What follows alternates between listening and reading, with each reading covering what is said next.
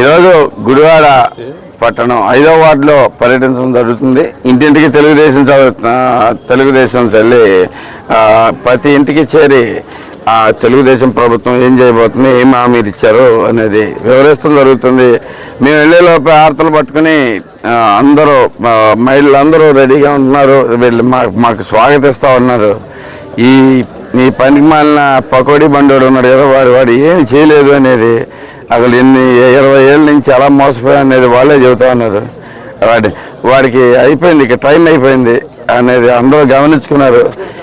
ఈ భయపెట్టి ఎంతో కాలం గుడివాడిని నీ గుప్పిట్లో పెట్టుకోలేవు. నువ్వెంత భయపెట్టినా కానీ జనాలు భయపడే పరిస్థితి కూడా లేకుండా పోయింది.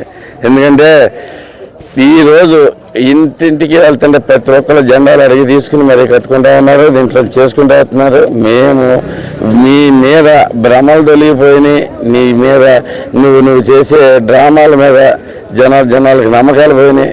చివరిలో వచ్చి ఆ 15 రోజులు 20 రోజులు నీ ఎలక్షనీరింగ్ చేసేయగలననే ఉద్దేశంతో ఉన్నట్టున్నావు. కానీ జనాల మదంతా నీ మీద అసహ్యంతో నిండిపోయింది.